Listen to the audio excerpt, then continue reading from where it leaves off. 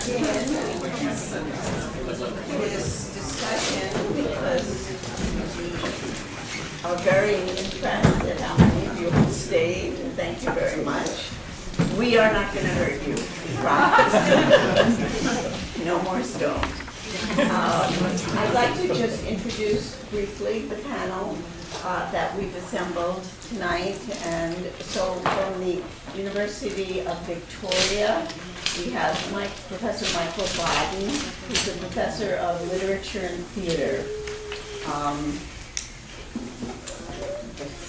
You want to say the name? The Department of Pacific and Asian Studies. Then we have Rachman Sabur, who is the director and creator of this piece. So then we have Professor Christina Sunardi, who is a professor of ethnomusicology and dance here at the UW. And then we have Professor Mark Jenkins, who's in the theater department here at UW. I am Laurie Sears. I'm in the history department here at UW, and I'm also the director of the Southeast Asian Studies program at UW. So here's what we're going to do. We're going to have Michael start off because he's actually seen this performance when it premiered in the 90s in Indonesia. So he's going to start us off, tell us a little bit. We're not going to speak for very long, 5 or 6 minutes each. In the back, we have a row of dedicated translators who are going to help turn what we say into Indonesian for our Indonesian guests. Okay?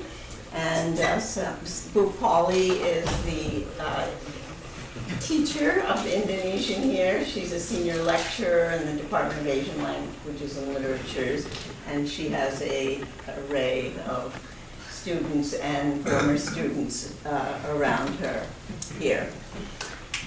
So Michael Bodden will go first.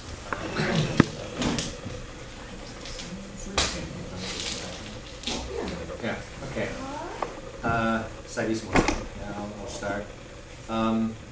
I probably didn't actually see the actual premiere of this play, but pretty close to it. I was lucky enough to see Payung Hitam perform Merah Bolong Putih Doblong Hitam, which is an extended title from what they used tonight, so it suggests something of the changes that they've gone through. At that time, it was red has a hole in it, white is tattered, black. Red and white, obviously, those of you Indonesians in the audience will know what that could symbolize. It could symbolize a couple things.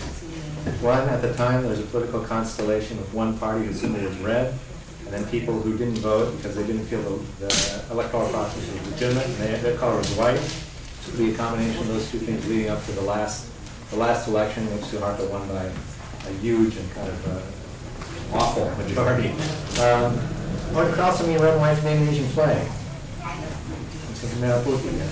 So, I mean, that's the way I translate it. Rachman had his own translation, or his own interpretation of it that's a little bit different than mine.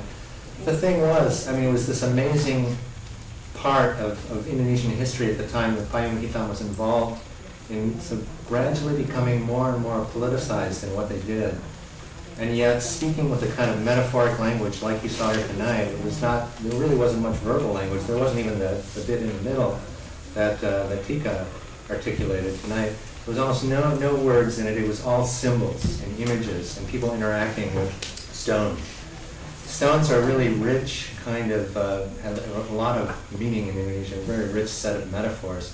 Things like kepala batu, hard-headed, stubborn, hujan batu. There's a whole bunch of the raining stones. There's a whole bunch of metaphors for stones, but I think what it most symbolized for me the first time I watched it was really electrifying to see these red and white stones being combined, which, again, there's a difference here tonight. There's different context that I'm still trying to process with how I would interpret it tonight. But the red and white for me really meant, okay, this is about Indonesia. And what was the landscape? There were a lot more big stones swinging in front of the audience here and there on four sides. And it was really this kind of environment of threat. So there was the kind of danger and threatening environment that sort of got the audience a bit frightened, but sort of thinking about what was going on, what's happening here. And then this very kind of stony, barren sort of landscape of people rolling in rocks, having rocks rain on them like you saw tonight, threatening to be hit by the swinging stones. And then these people with pails, a kind of industrial ballet. It seemed like it brought together a whole bunch of metaphors about the difficulty of life in Indonesia at the time. A kind of inhuman landscape, and yet the characters on stage were trying to make connections.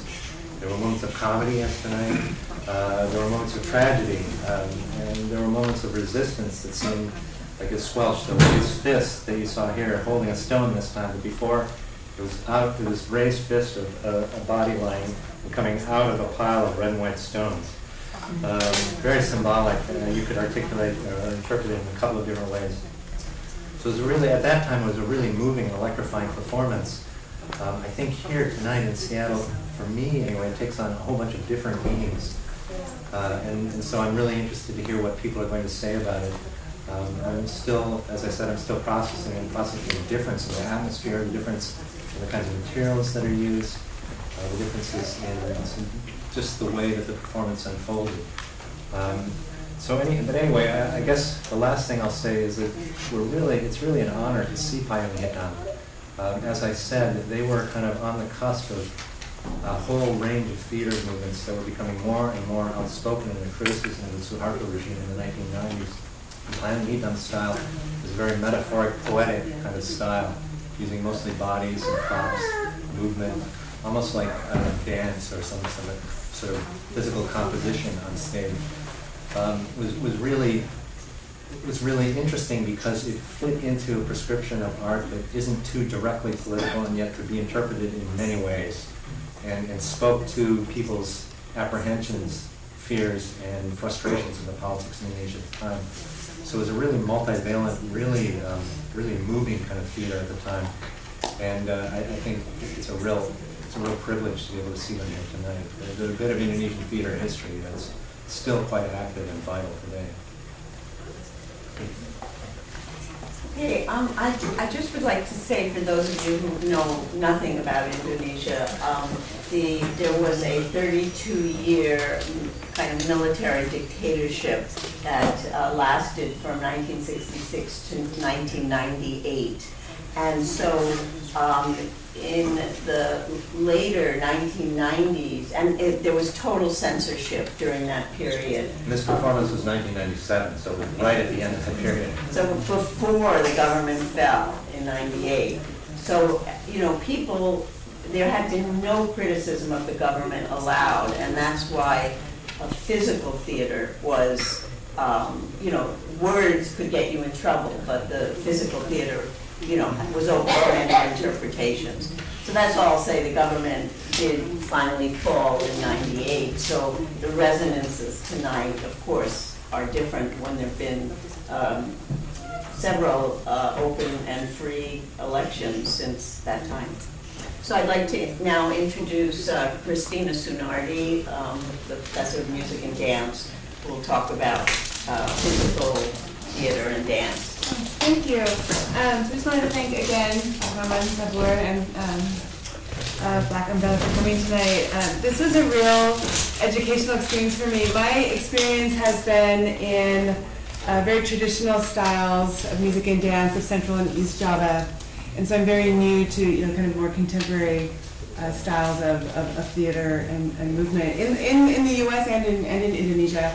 I also had the pleasure of participating in a workshop on Tuesday, I think it was, Tuesday afternoon, with the theater group, and sort of learned about their approaches and kind of some of their philosophies and some of their goals, and I got to, learn by doing. So some of that is informing some of the things that I saw in tonight's performance, although I very, very much too am still processing things and look forward to hearing what other people have to say.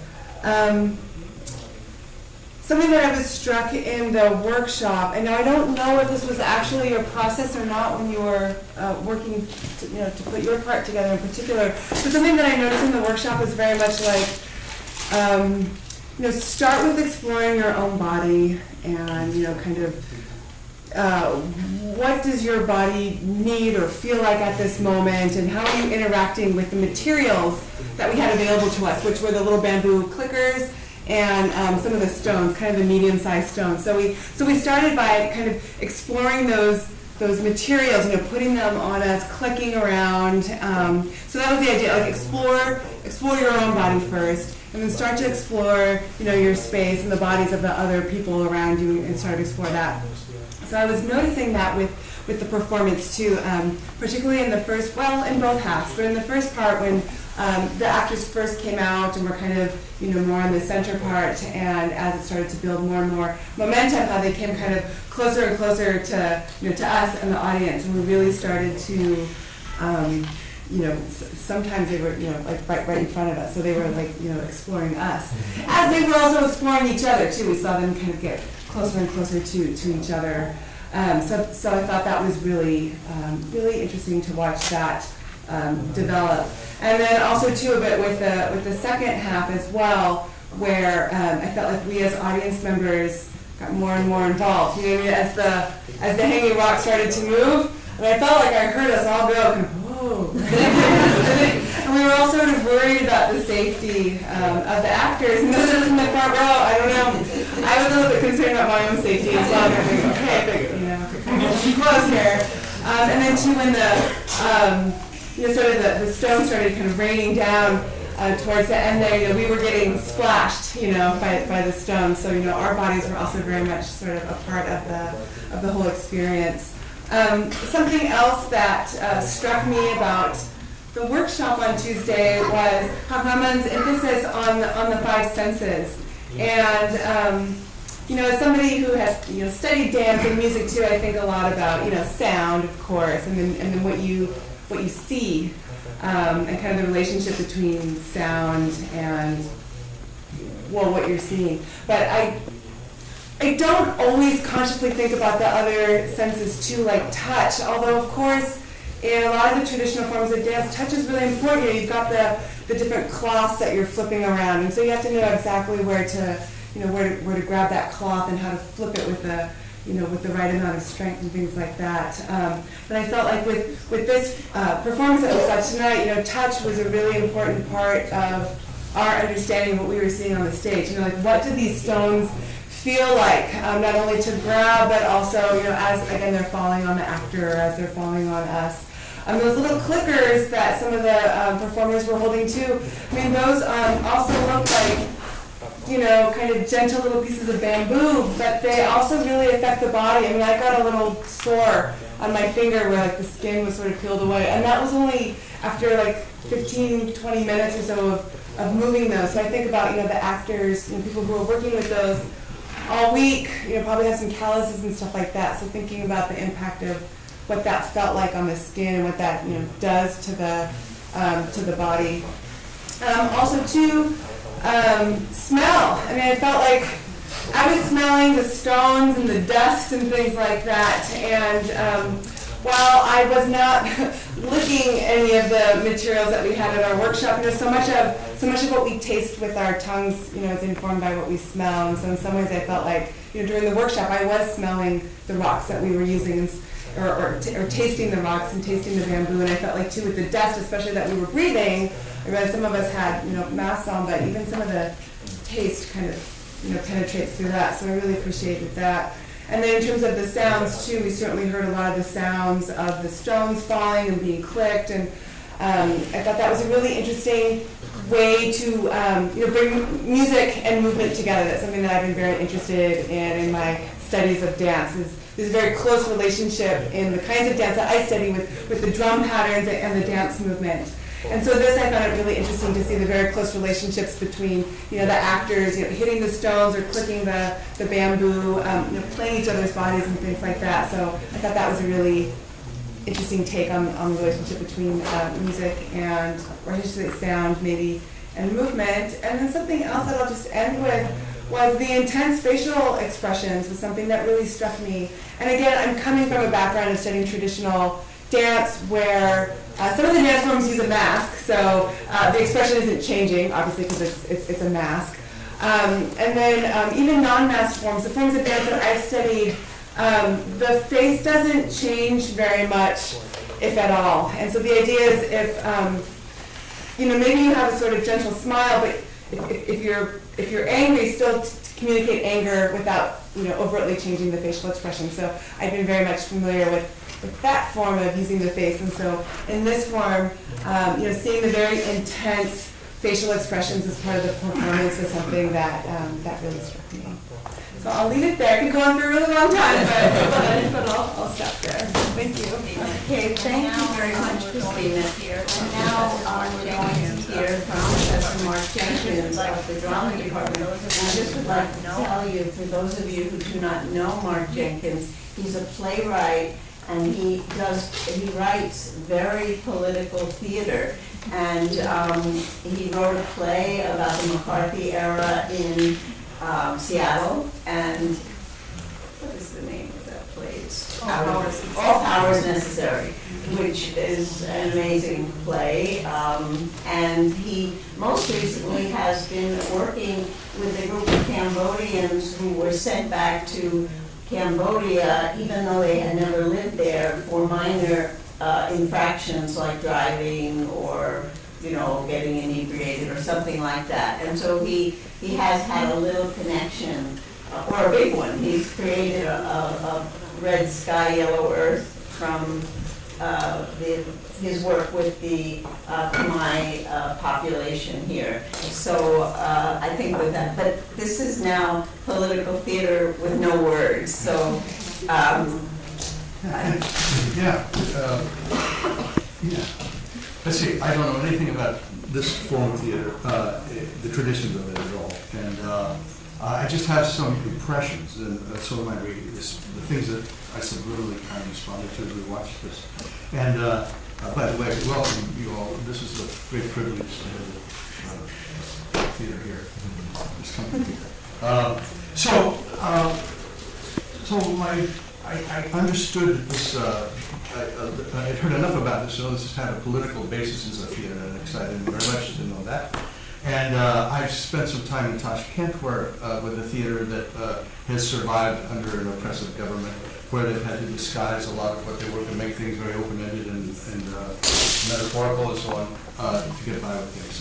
So I recognized that a little bit at the beginning. I thought, oh, this could be about, this is as far as my mind, this could be about the oppression in Indonesia, and probably is, but I had to pretty much leave it at that and then just sort of free associate us on some other levels. The material itself is so powerful, and the stones are such an elemental and primitive and elemental force. That's what the universe is made out of, stuff like this. And so that was one, and the kinetic energy of this stuff was very, very powerful in and of itself. And then as things were performed here, I thought how primitive. I wasn't thinking so much things were disguised, it's just how stripped away primitive. It almost some of it seemed as though almost pre-mythology, or that these people were creating or experiencing a mythology to come or something. It seems so stripped down and confused, and how do you contend with these unknown forces? And the opposite end of that spectrum, I also thought of Samuel Beckett, the playwright, and his characters who are contending with unknown forces that confuse and that they have to contend with, and fight and cooperate with, and be defeated by, and or not quite defeated by. So those are the two ends of it. It's very, very primitive, and this existential stuff with Samuel Beckett and others. And then the other thing I'd say is that this was definitely theater of peril to me. It was certainly for the performers. And when I would be in the wrong angle and see that stone swinging by, and I was sure it was going to hit somebody, my nervous system was way ahead.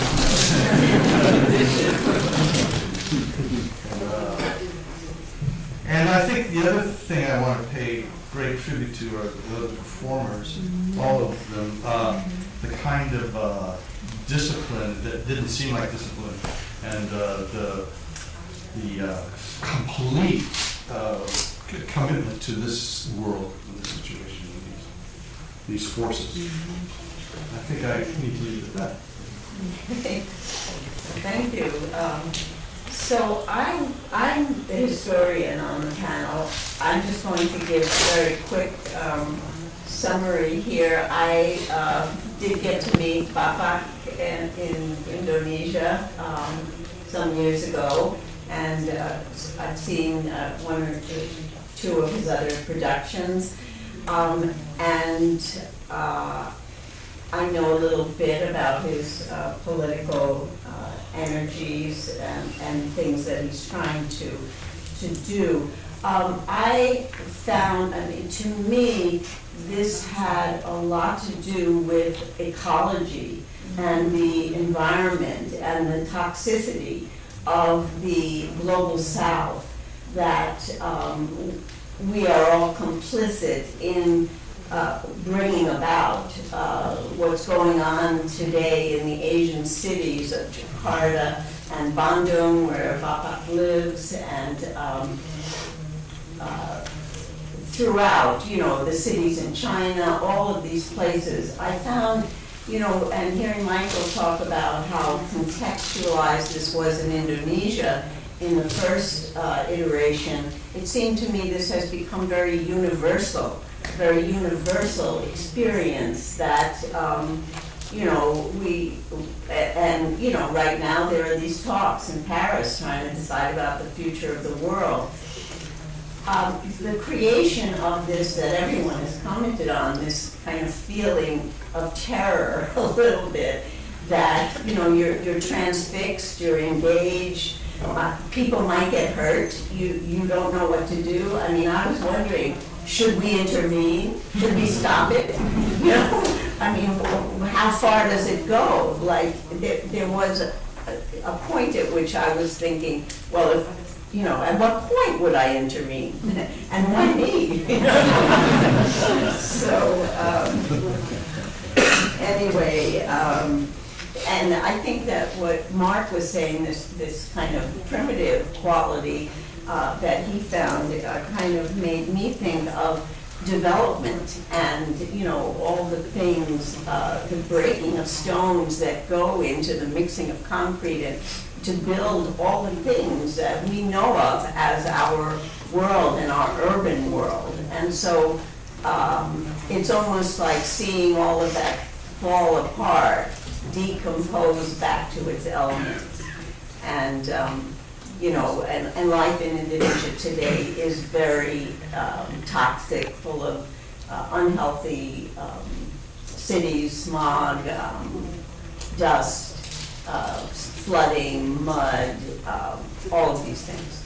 So I think I will first ask if Bapak has any response to what we have said here. Saya sangat terima kasih sekali bisa datang ke sini.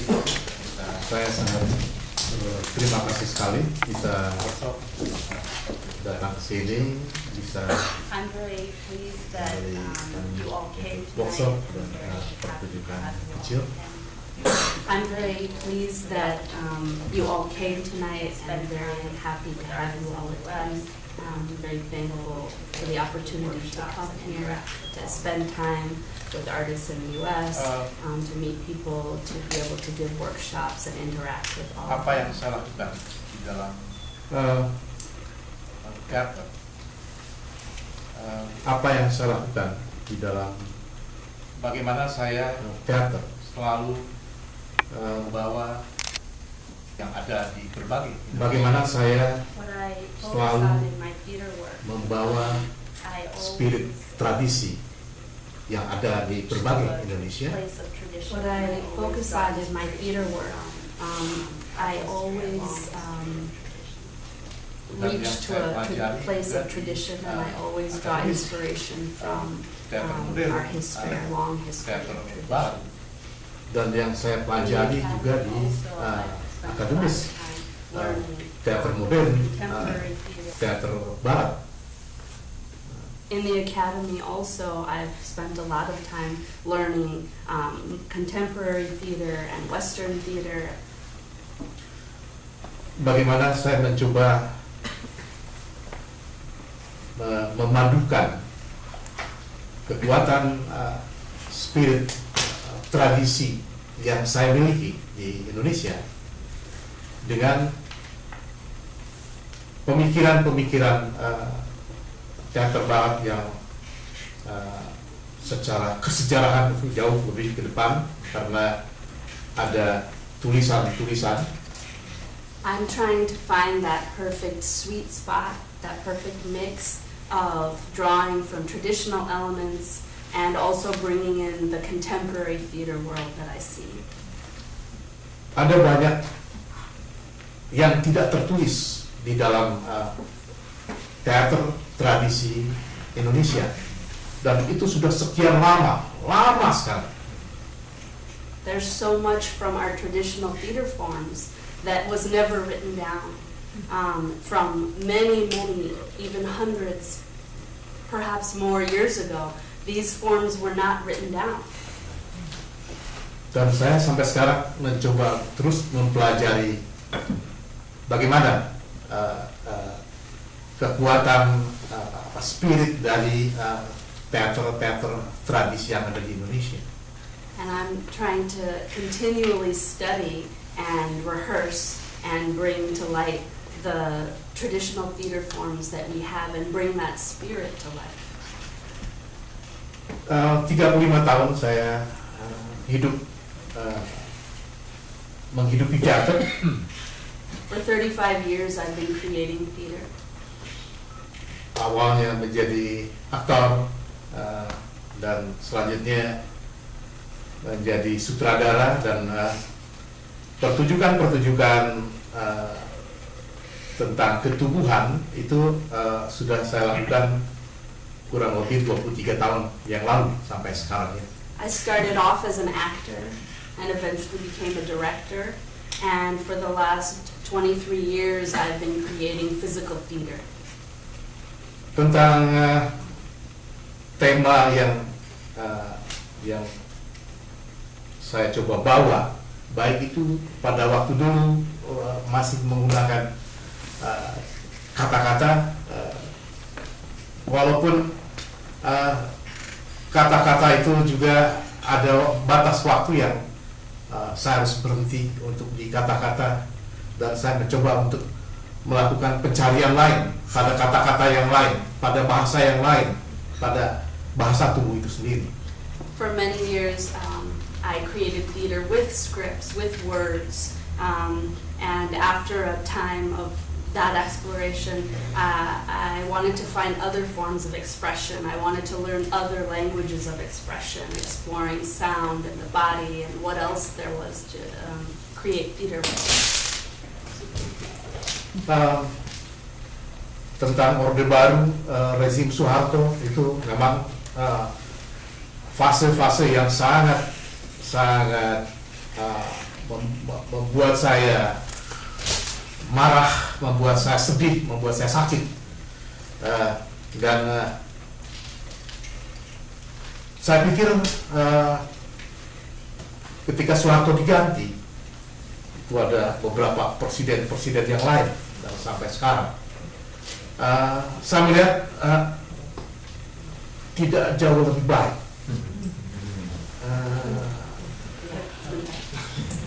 So after decades of living under the Suharto New Order regime, I thought that when Suharto stepped down and there would be new presidents, that everything would be better.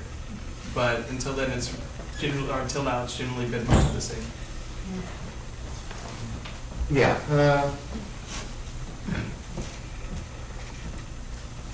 bahwa Indonesia memang begitu dilematis, begitu banyak persoalan, begitu banyak masalah, dan ya sampai sekarang ini saya justru melihatnya itu semakin buruk, dan apa yang saya kerjakan untuk mempersiapkan pertunjukan kecil Merah Bolong dalam versi yang lain di sini, ya begitu banyak sebetulnya ingin diucapkan dengan bahasa tubuh para aktor saya.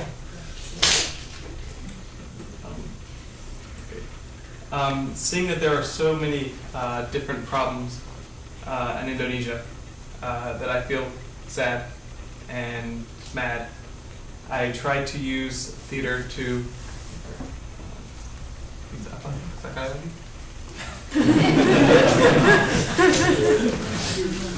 express the yeah. to express my frustrations, and so I have been working towards creating this theater to talk about it. Oke. Ya, saya sebagai seniman teater, saya punya komit dengan apa yang saya kerjakan di dalam teater. Saya selalu mencoba untuk mengkritisi berbagai masalah, berbagai persoalan, dan saya selalu berupaya untuk independen. Saya tidak punya dari dulu juga saya golput.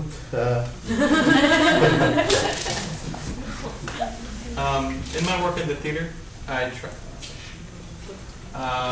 tried to address. In my work in the theater, I've tried to continue to be committed to my politics and to not take on things that I don't have that commitment to. And I've retained my independence through all of that, and I've tried to remain independent. I haven't sided with one or other of the parties. Ya. Tadi dikatakan ini ada primitif. Saya tidak tahu seperti apa primitif itu. Tapi konon bahwa bahasa tubuh itu ada sejak peradaban itu ada. Yeah. Karena ada ritual-ritual yang dilakukan. I heard earlier that there was a comment about the primitive nature of this piece, and I'm not sure that was my first time interacting with that word, but I feel like that physical theater has been around since the beginning of time. Yes, so perhaps that's that connection. From the beginning of civilization. Yeah. So it's involved with rituals. Yeah. Apa yang terjadi pada tubuh-tubuh pemain saya itu juga bagian dari apa yang mereka lihat, apa yang mereka rasakan untuk melakukan observasi dan mencoba untuk ditransformasikan kepada tubuh mereka sendiri dan menjadi seperti itu. What my actors work on and express is what they've also experienced in their own lives, what they've observed, what they've studied, what they've researched with their eyes and with their whole being, and that's what comes out of them.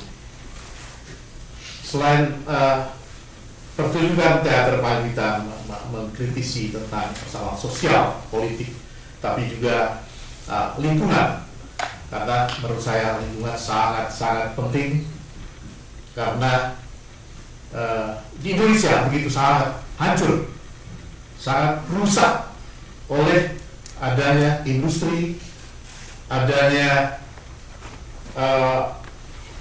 membangun berbagai industri yang tidak berimbang dengan bagaimana untuk menjaga dan merawat lingkungan. My theater, while it's always been political, really now it's turning to the environment, because what I see happening in Indonesia is such a strong force of focus on industry and business and destruction of our environment and our natural resources. Saya yakin bahwa di negara manapun yang namanya membangun untuk industri itu selalu mengorbankan lingkungan. Bedanya barangkali tipis tebalnya saja. Di Indonesia begitu sangat tebal. Mungkin di negara-negara lain itu menjadi tipis, tapi itu jelas juga merusak lingkungan. What I learned is that every countries have their own industrial issues, and anything that has to do with building industry will always destroy the environment. It's different levels in different countries. Some of them could be a little bit more caring. The other one is very just destructible. I mean, anyway, yeah, but in my opinion, in Indonesia, the industry is very destructive. Ya. Ketika kita bicara tentang kemanusiaan, itu pasti ada hubungannya dengan lingkungan. Tidak mungkin lepas, karena masalah-masalah kemanusiaan itu terutama di Indonesia itu sangat erat sekali hubungannya dengan persoalan lingkungan. When we talk about humanity, it has a lot to do with connection with the environment. When you are changing the environment so much, you also affect humanity within the space. Ya, ada satu hal lagi yang mungkin ini terakhir saya mencoba menjelaskan. Bahasa tubuh, ya, buat saya itu sesuatu yang menarik, dan dari ketubuhan kita bisa melakukan kerjasama, kolaborasi, lintas kultural. Ketika saya bicara tentang kemanusiaan, bicara tentang lingkungan dengan orang Prancis, dengan orang Belanda, dengan orang Taiwan, dengan orang Jepang, semuanya punya visi yang sama. One last thing, when I'm dealing with body language and body theater, I feel like it's something that everybody can. It's a universal thing that every country can collaborate cross-culturally, because I can talk to people in France, in Paris, I mean in Germany and Amsterdam. We can talk about it with our bodies, because how we connect with the environment and humanity within our own physical bodies. Itu yang kita lakukan, Pak Hitam, saya bersama beberapa company yang lain yang tadi disebutkan. Ini buat saya yang kerjasama kolaborasi itu akan mencerdaskan, menyadarkan kedua belah pihak, dan akan kita sama-sama saling berkembang.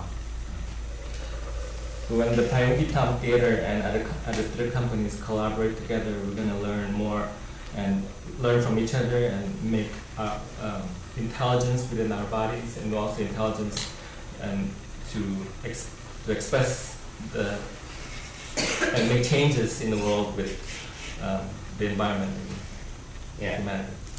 Saya berharap suatu saat ke depan saya bisa bekerja sama dengan teman-teman di sini, terutama di Seattle, di Amerika.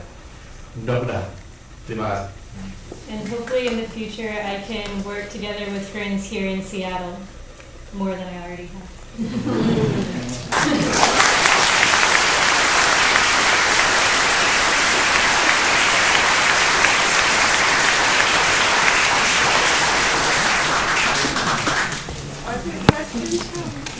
Are there questions from the audience? Oh, okay. So this question is very textual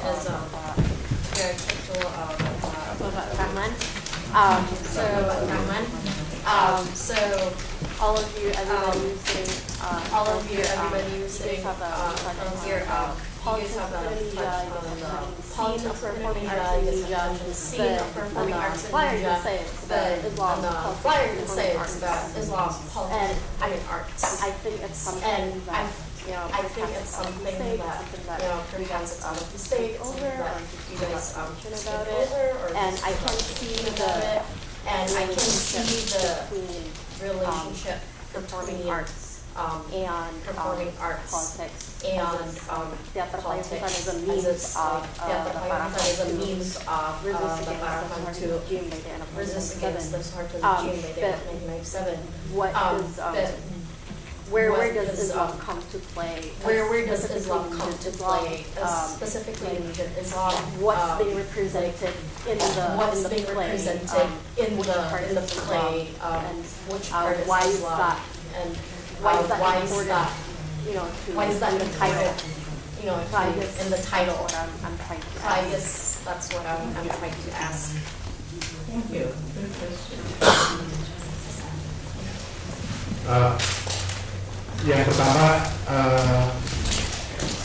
pertunjukan saya dengan Payung Hitam dari awal sampai akhir tidak ada hubungannya dengan agama, dengan Islam tidak ada. Saya bicara, kita mengungkapkan segala sesuatunya adalah kemanusiaan, tentang kemanusiaan. Jadi meskipun background saya, latar belakang saya Muslim, tapi bukan berarti saya bikin teater Muslim.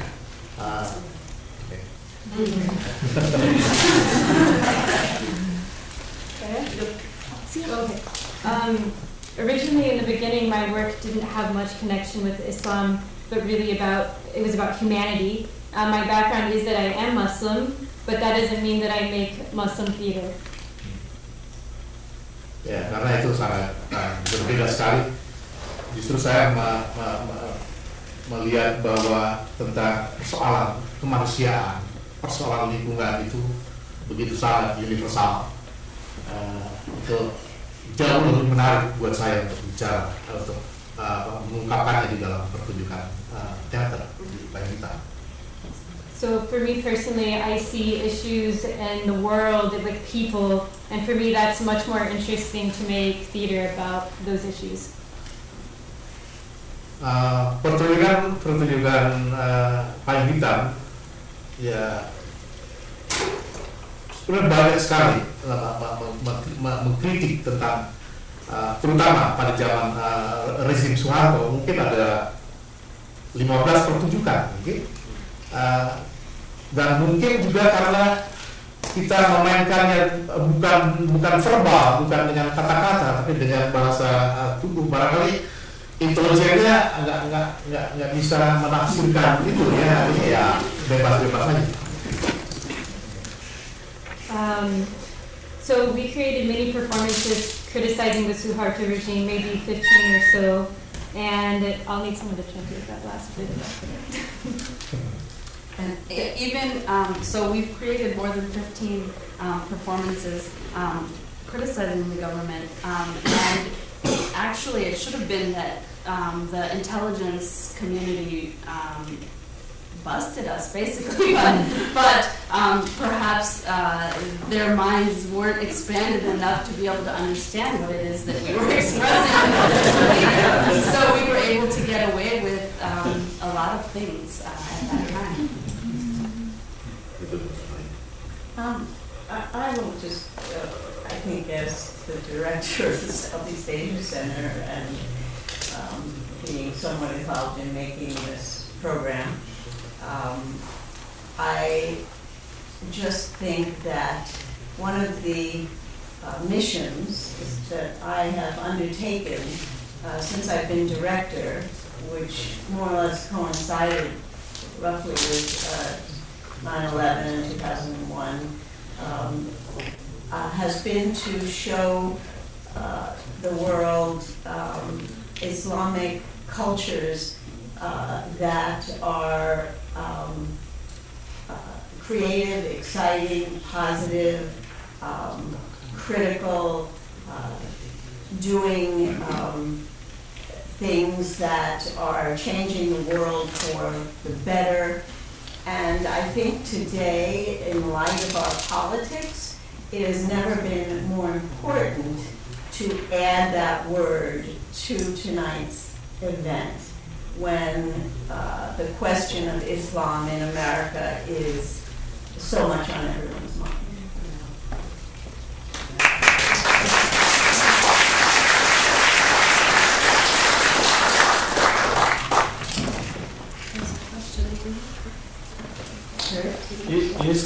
significant environmental movement in Indonesia? And how is it possible to have a significant environmental movement when there are so many people who need so much?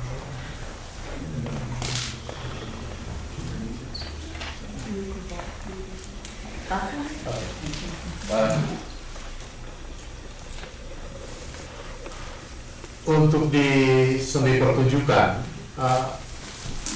ya barangkali hanya 1-2 kelompok saja, 1-2 orang saja yang punya pemikiran-pemikiran terhadap lingkungan dengan media seni, dengan seni pertunjukan. Memang tidak banyak, tapi paling tidak kita sudah mencoba untuk memberikan penyadaran pada batas wilayah kita sendiri sebagai pelaku dan ada penonton.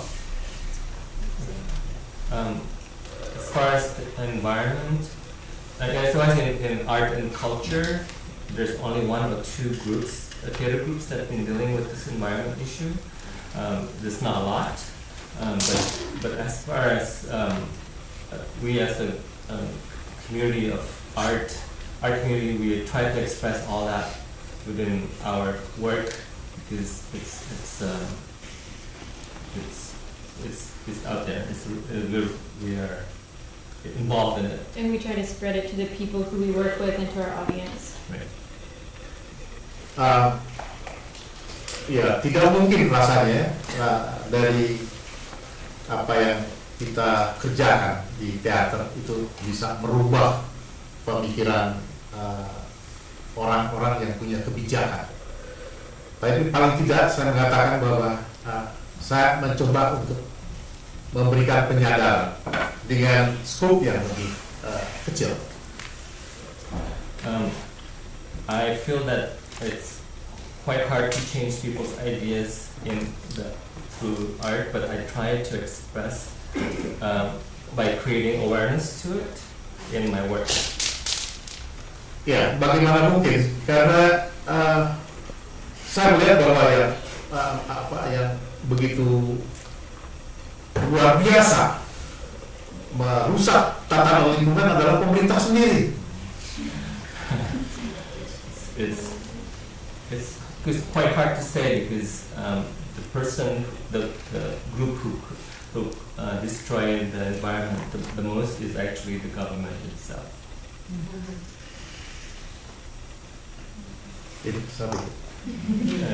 I just want to add that there's a very strong environmental movement in Indonesia.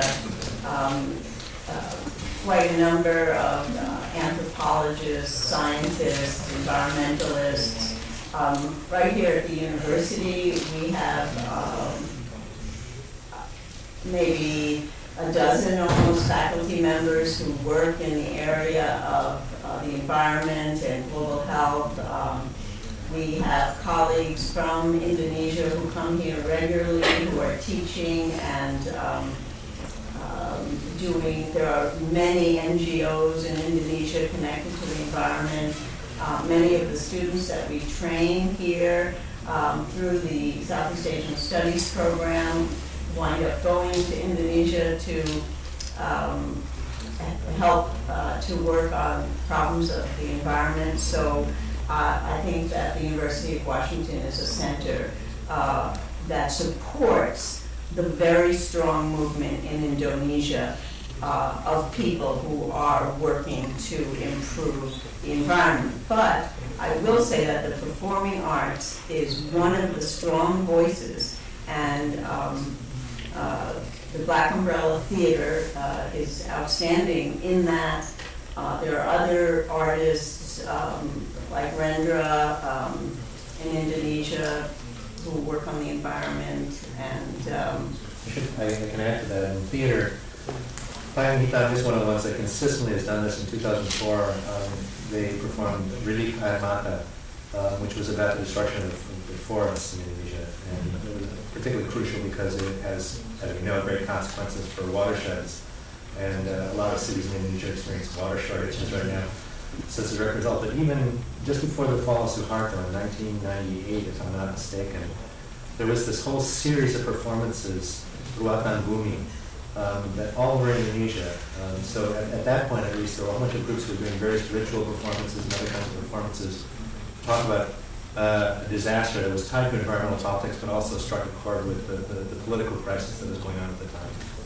The monetary Yeah. crisis, yeah. The 1998 monetary crisis as well that brought a lot of things to a head at that time. And I'll add one more thing, is that Black Umbrella Theater has performed plays having to do with water right after the tsunami that happened, and they did a series of pieces just recently at a festival in Taiwan that dealt with issues of environmental water concerns and other things. So there's been a real focus on definitely environmental issues for many of their recent works. No. No, please. Context is that there has been So, what I would like to say is more a perception, a kind of experience that I had in watching this show. I have worked on environmental issues in Indonesia for many, many years, and I have an idea of what was possible to happen and what was not possible, and I've seen a lot of environmental destruction. But what came up for me very strongly as I watched the show were much more, sort of radical feelings. I had a sort of flashback on an experience I had in Jakarta. The first time I went there, just off the plane, I had probably been there for a day.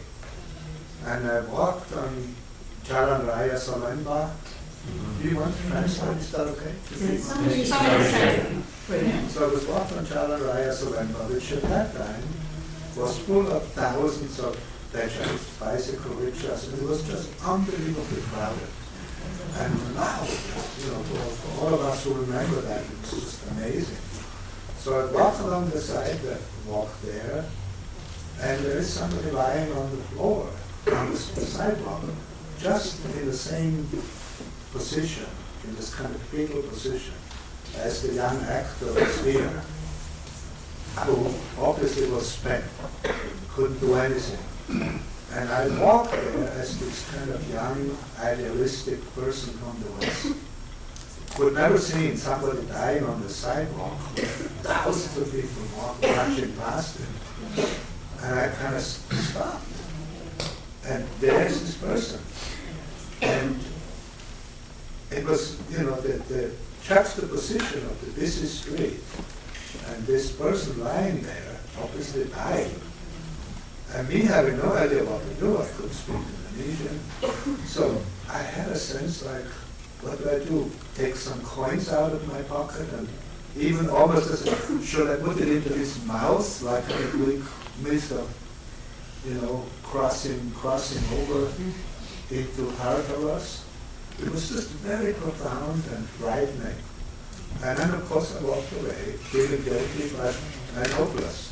And it was just one of thousands of people, hundreds or if not thousands of people that were just lost in this development that was going on in Jakarta. Nobody asked me, just like this person lying there, overwhelmed and crushed. That was the first strong feeling I had.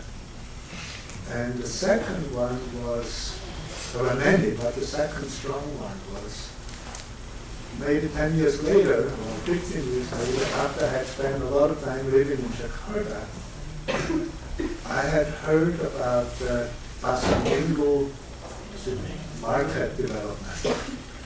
So the Pasar Minggu was the largest vegetable market in Jakarta, a huge place, where thousands and thousands of shopkeepers People ran in and out. It was just a throbbing center of the city where thousands of people made their livelihood and hundreds of thousands of people got their food from.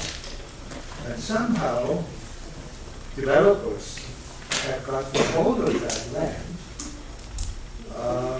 and they started to make it more modern, more modern. And so when I got there were gigantic machines all over, big, big earth-moving machines. And the place that I had known, which was hundreds and hundreds of ladies sitting there selling vegetables, anything under the sun, from incense to vegetables, tobacco was sold over a large area. Kind of the last of them were just being driven away. The bulldozers were just going the earth and stones piling up. And these ladies in their Japanese clothes shrieking and running away. Because they were sitting there, it was a protest. Of course, not recognized, nobody would write about it. So finally the bulldozer comes within a few feet and they shriek and run. And that was the last piece of old Masamingo that was being bulldozed. And then it became the Matahari shopping center. I mean, just, modern Jakarta.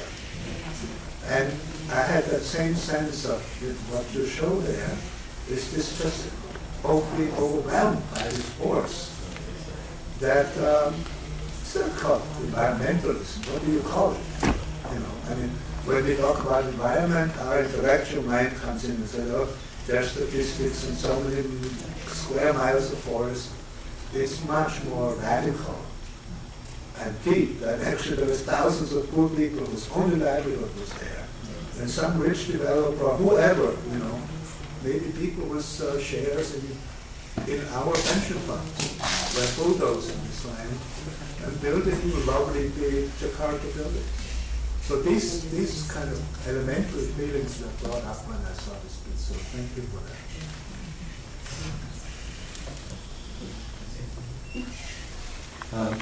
That I think really speaks to the general impression that I've had about a harshness of the way media is developed in the performance I saw in '97. Some of that's repeated here tonight. But it was actually because I'd seen the one in '97, this latter part was very familiar, although it was a bit different and new, especially in this context. But actually the first part of the performance struck me more tonight because I'd never seen that part. And what I was thinking of in terms of what Rachman has been saying about humanity and kind of universal themes, I thought in that first part could mean just about anything. But particularly if we're talking about environment, we have Hendri coming out with this thing with a stone on it, and they're all trying to grab the stone, but it's also swinging around and almost hitting them. I thought about something that we all desire that threatens us, and it's dangerous. And so that got me thinking a whole other way about the second part as well. So anyway, that was just an impression I had from the performance. Can we take one more question? Right there, yes. Yeah, I have a question to Professor Jenkins. You said something about the primitive elements in the play, and I would like you to explain more on that, like which part is primitive. It just seemed like pre-civilization to me. It seemed as though these individuals who weren't a cohesive community didn't seem, were all contending and being asked to cooperate. That it was like new to become a community rather than just individuals with these vast forces that they're contending with. So it seemed like, so that's what, sort of pre-civilization, pre-community. It was almost as though we were seeing community develop or occur in a kind of first time way. Because these individuals were so in over their heads with all these forces. Okay. And then maybe one more. Thank you so much. Really, really compelling imagery, and I think what's been said about the environmental elements and the political elements are there were a few moments where I heard laughter, but it wasn't from grown-ups. It was from children that were sitting in right around me, and I thought there were moments that were surprising in their playfulness. And even though we had these very complicated and dark and compelling and precarious moments that were very, very serious, there were also these very playful and fun and surprising moments. And I don't really have so much a question as much as just to kind of mark that and to kind of comment on my own feelings of anxiety of I wouldn't want to laugh to be afraid I was missing the point or not taking it seriously enough. But I welcomed those moments of levity and surprise in all that humanness that was being shown to us.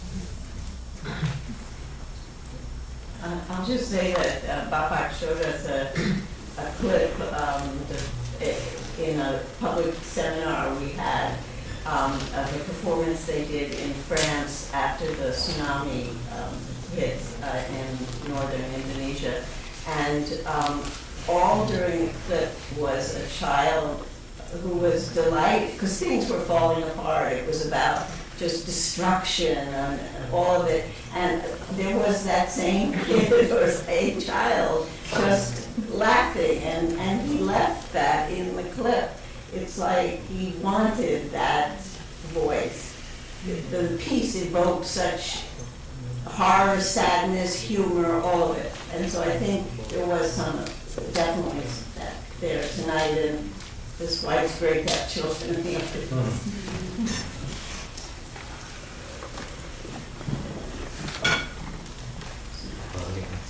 See that?